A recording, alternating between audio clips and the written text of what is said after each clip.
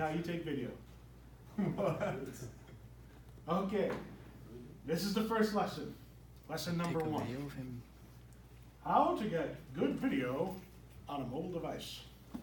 Step 1. You're holding it wrong. When you want to take video on a mobile device, you have to consider how are other people going to look at that video. And pretty much every single time, you'll end up seeing it in landscape form.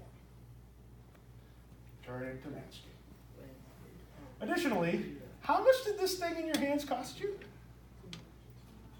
This was $1,000. I paid it all up at once because that was my Christmas present to myself last year. So good. It's like my third child. I love it. I don't love it as much as my other two, but I play with it a lot more. Landscape mode, 2 hands. That is the first thing to getting video on your phone. And this is just like, people are going to see it in landscape. Even when you're looking at video on YouTube, on BuzzFeed, on Reddit, or whatever, and you're holding your phone in the standard portrait style, you're seeing it in landscape. That's how it comes. So, landscape plus 2 hands. Costs money. Next. Now, what if someone's moving around? They're moving around like that. And they're moving like this that way too. Right? If you turn with your arms, you have a problem with the human system. We are metal-boned creatures, calcium is a metal, that are basically sacks of carbon full of water. We are dynamic beings. We are bouncing. We are moving all the time. Especially you're exercise science students. All my exercise science students, you're wiggles. None of you can sit still. I sit up here and watch the rest of the class. I can sit here just like this. I see all of you. I can't stop moving. You're all like my 5-year-old.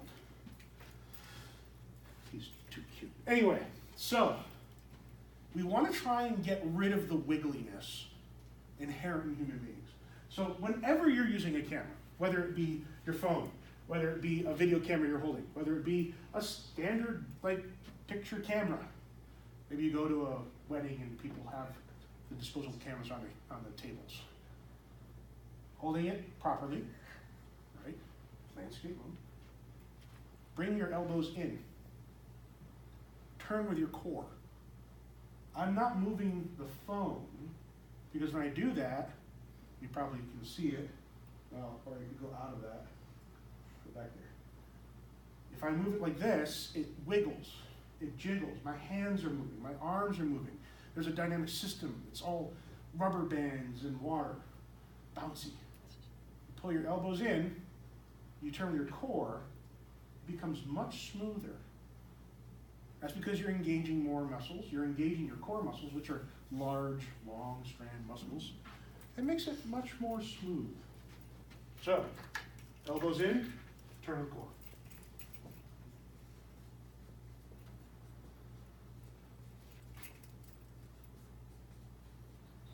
The next bit. As you saw, I ran back and forth like a silly person across the front of the room here. And oftentimes when you're taking video, you're watching someone do a thing, right? Now you don't want to zoom in, because the zoom on your camera, no matter how good your phone is, no matter how good whatever camera you're using is, zooming in causes loss on definition, and it causes a fisheye lens effect. Because the lenses on all cameras, all of them, are a bubble. It's like a half a bubble. And the software within this device helps mitigate that kind of curvature, but it doesn't really get rid of it. In the next project, we're actually going to visibly see it. We're going to make it happen. We're going to look at what happens when you move somebody from the edge of a frame to the middle to the edge again. You'll notice they go, woo, grow. Because there's a certain amount of lensing effect. We want to make sure that doesn't happen. We also want to be able to follow any action that's going on. So, if you can stand still, great. Feet shoulder width apart. Do not lock your knees. A little bit of a horse stance, right? A little bit of a horse stance, like yoga. right? If you can move, if you have to move in order to follow the kind of the action that's going on, you kind of want to walk in the Tai Chi style walk, which is forward, and then the other foot goes base outwards. And so you're not locking your knees, you're walking smoothly and evenly, keeping those elbows in, turning with your core. This will make really nice, very clean footage, moving at an even pace. If I need to zoom in on something, I move to the thing. I don't zoom in with the pinch, right? I want to engage the body for it. So, it keeps coming out of that, doesn't it? Landscape 2 hands, elbows in, turn with your core. Horse stance, and Tai Chi walk. Makes sense when you think about it. Okay, last 2 of these.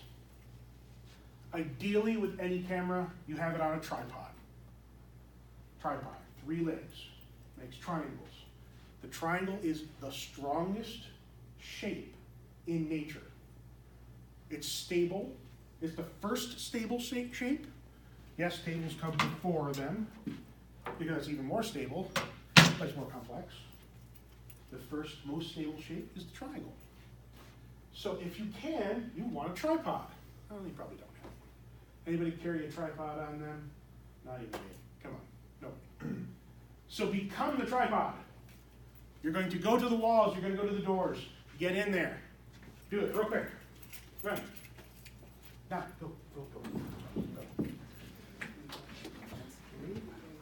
I'm not kidding. Everyone's like, are you serious? Yes, I'm serious. Walls, doors, telephone poles, trees, large boulders, movable objects, a space station. I don't know, whatever you can get your body up against. You want to have your elbows in. You want to put one shoulder or the back of you into said item, into the wall, not into the door, into the door jamb, right?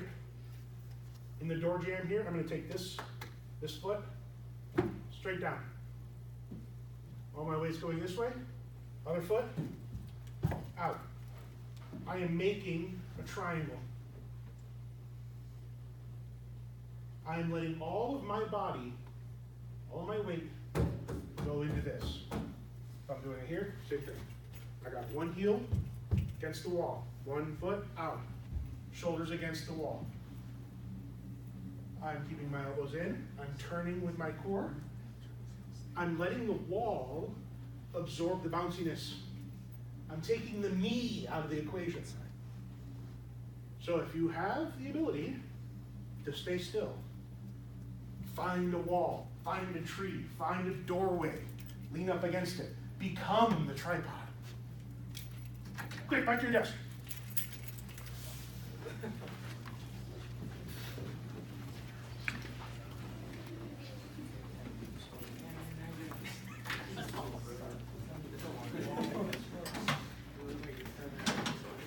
Now, and this is what I suggest you do.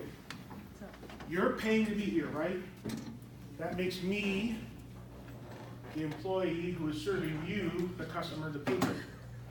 Why don't you record your lectures? You're paying for them, right? As long as you don't put them on the internet for profit, that's not a violation of intellectual property rights. So, if you want to get your lectures, if you want to record somebody doing something in a concert hall, whatever, you want to make that tripod happen, but you're sitting. Well, there's usually something in front of you. Even in a concert hall, there's usually a chair in front of you. Become a tripod there. Make the desk be the tripod. So you have yourself like this, elbow, elbow, sternum or chest, into the desk or chair, hold with 2 hands. That's it. You will be very stable. This is great for weddings. This is great for if you have like a little brother or sister, nephew, niece, whatever, who's doing one of those school plays and it's just terribly cute, but let's face it, you gotta record it otherwise. Your aunt's going to yell at you for not putting it on YouTube or on Facebook. Facebook most likely. Right? Desk it. Become a tripod here. Use this. Use the desk as a tripod. Desk it.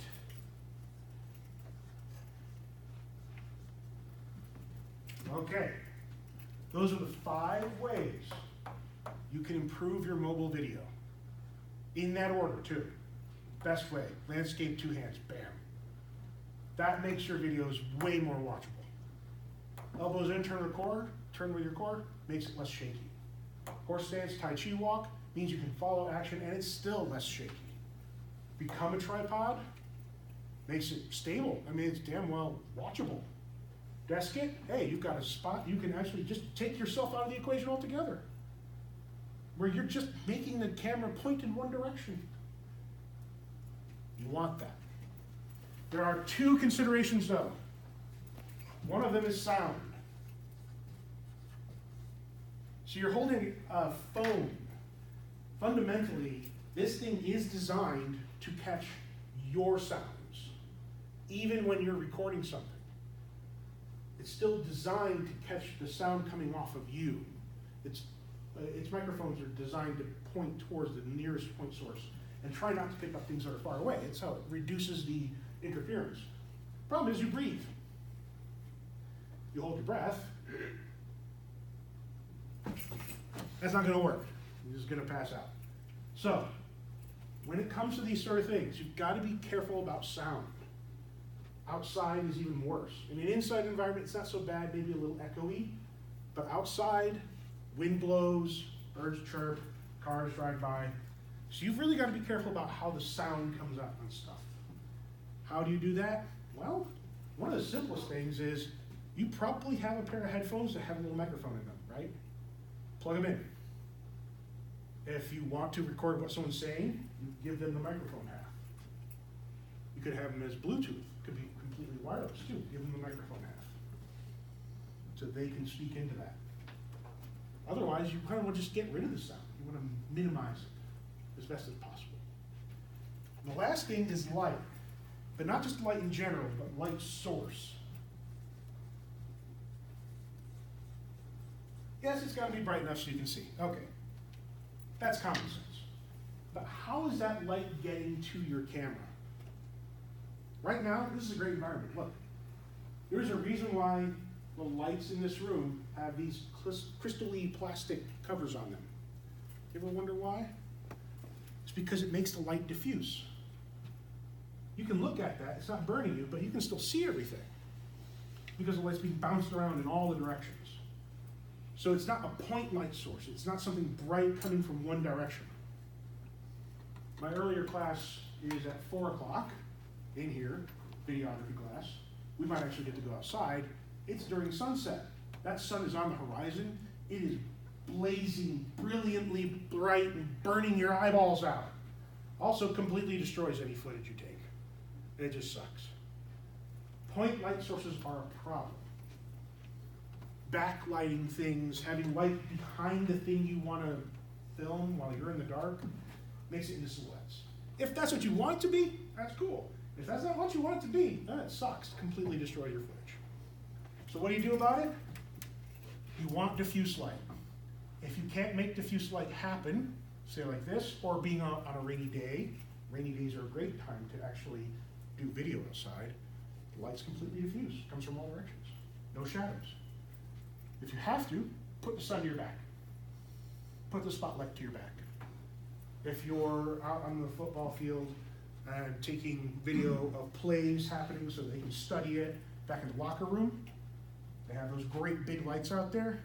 Make sure that your light is behind you while you're video recording. That's true for anywhere. You have to think about where's the light coming from. If it's from one spot, one source, get that one on your back. Otherwise, diffuse light is good. Okay, that's the lesson. Stop recording.